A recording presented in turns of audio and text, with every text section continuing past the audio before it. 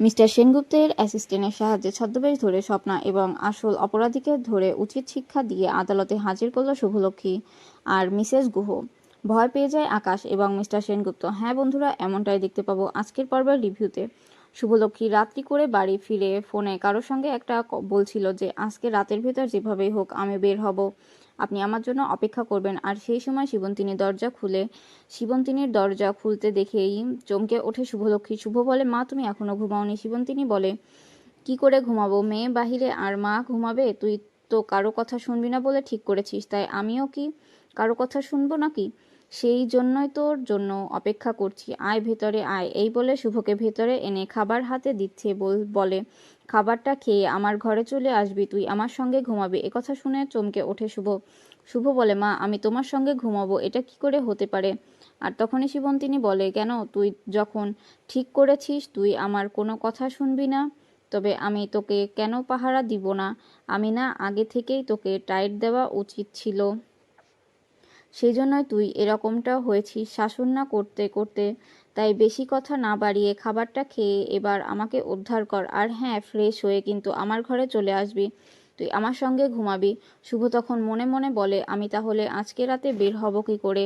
মা আমাকে পাহারা দেবে বলে এতক্ষণ ধরে বসে আছে, এটা কি করে হতে পারে? এদিকে মিস্টার সেনগুপ্ত বলে, কথা বলছে আকাশ সেনের সঙ্গে। আপনার বোন যে এই কেসের সঙ্গে ইনভলভ আছে সেটা আপনি আমাকে কেন জানাননি?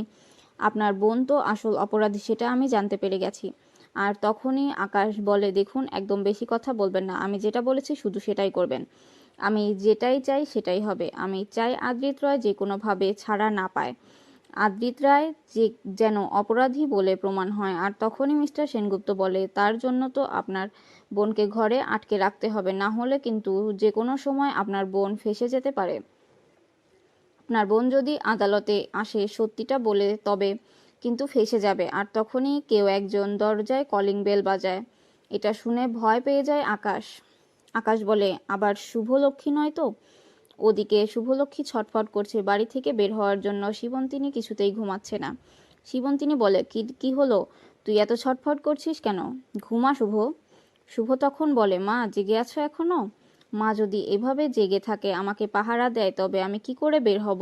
আমাকে যে আজকে বের হতেই হবে, না হলে আমি যে আদিকে ছাড়াতে পারবো না।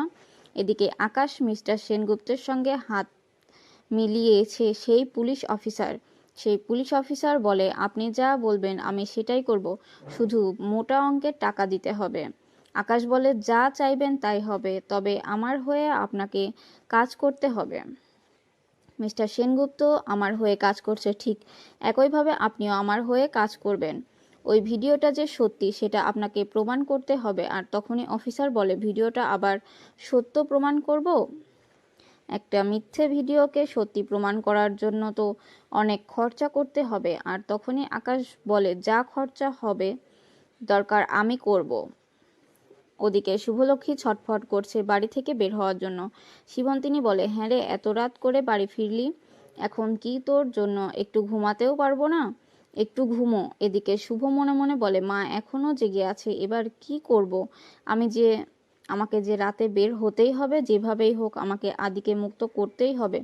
ওদিকে আকাশ মোটা টাকা দিয়ে সেই অফিসারকে বলে, যেভাবেই হোক ওই ভিডিওটা যে সত্যি সেটা আপনাকে প্রমাণ করতেই হবে। অফিসার বলে, সেটা চিন্তা করবেন না, তা আমি প্রমাণ করে দিব। আর তখনই মিস্টার সেনগুপ্ত বলে, তবে আমাদের কিন্তু একজন মিথ্যা সাক্ষীর দরকার যে আদ্রিতকে খুন করতে দেখেছে। আর তখনই সেই অফিসার বলে, তার জন্যও তো আরও কিছু খরচা করতে হবে। আকাশ বলে, যা লাগে আমি আপনাকে দেব, তবে আপনি কিন্তু সবটা জোগাড়যন্ত্র করবেন। ওদিকে অনেকক্ষণ পর শিবন্তিনী ঘুমিয়ে পড়েছে। আর সেই সময় শুভলক্ষ্মী বলে, যাক বাবা মা এতক্ষণ পর ঘুমলো, এবার আমাকে বের হতেই হবে। এই বলে শিবন্তিনীর চোখ ফাঁকি দিয়ে লুকিয়ে লুকিয়ে দরজার বাইরে যেতে লাগে আর বলে, মা তুমি আমাকে ক্ষমা করে দিও, কিন্তু এই কি করব বলো? আমাকে যে আদিকে মুক্ত করতেই হবে, সেই জন্য তোমার অবাধ্য হচ্ছি। এদিকে শুভ যখন বাড়ি থেকে বের হচ্ছিল, রান্নাঘরে ছিল ডোনা। ডোনা দেখতে পেয়ে বলে, আমি চিৎকার চেঁচামেচি করে সবাইকে ডাকবো না? না না, এখন ডাকবো না, একটা প্রুফ রেখে দেই, সকালে ধরবো। এই বলে ছবি তুলে রাখে। শুভ বাড়ি থেকে বের হচ্ছে, সেটার ছবি ডোনা তুলতে থাকে। ওদিকে শুভলক্ষ্মী বাড়ি থেকে বের হয়ে যায় আর সেই মিস্টার সেনগুপ্তের বাড়ির সামনে কথা বলছে তিনজন, সেটা লুকিয়ে লুকিয়ে দেখতে থাকে শুভলক্ষ্মী আর মিসেস গুহা। এদিকে মিসেস গুহা বলে, আর একটু আগে আসলেই কিন্তু আমরা জানতে পারতাম ওরা কি প্ল্যান করছে, আর আপনাকে আমি সত্যি হেল্প করতে পারলাম না।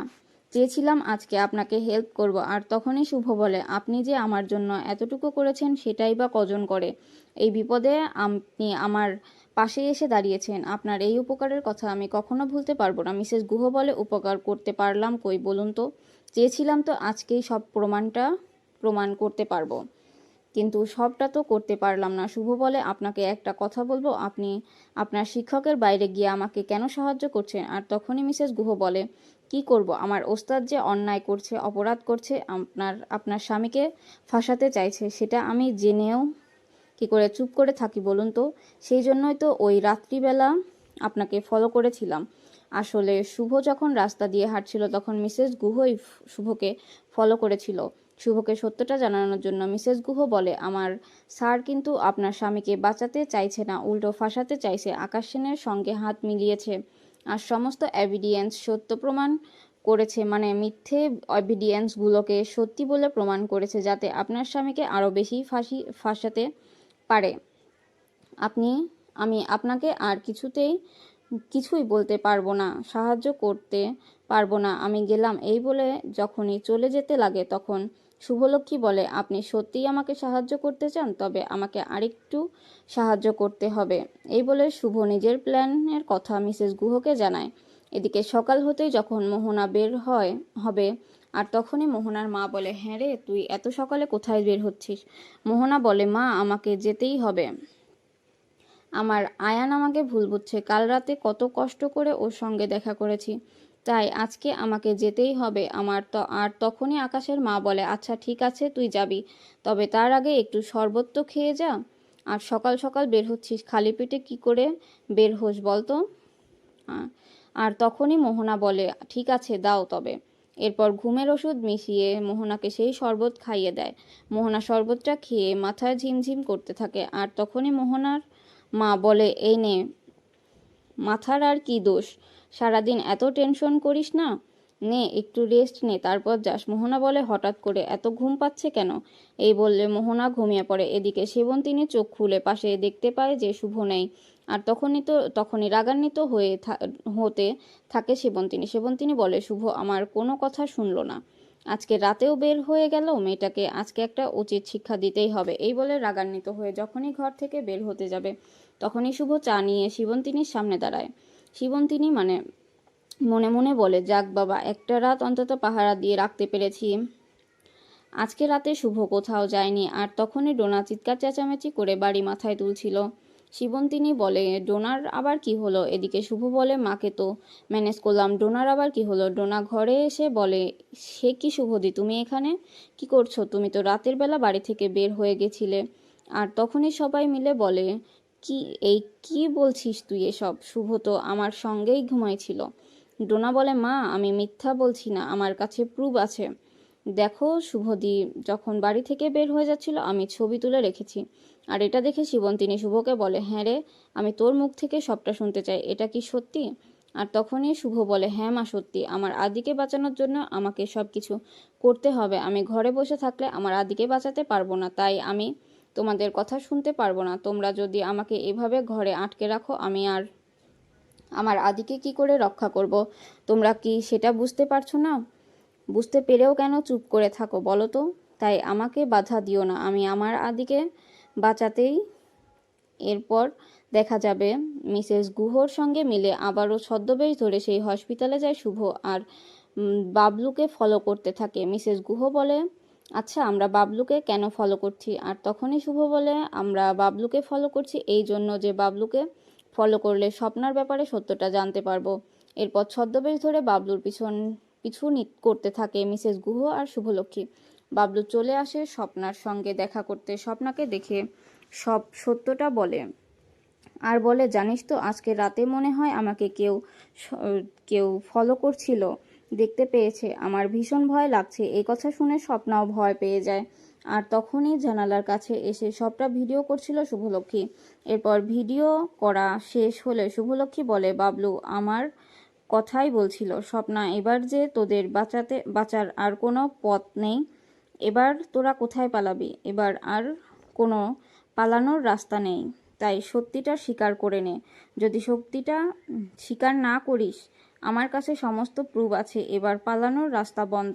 স্বপ্না, আমি তোকে নিজের বোন মনে করতাম, আর তুই আমার আদিকে এভাবে ফাঁসিয়ে দিলি।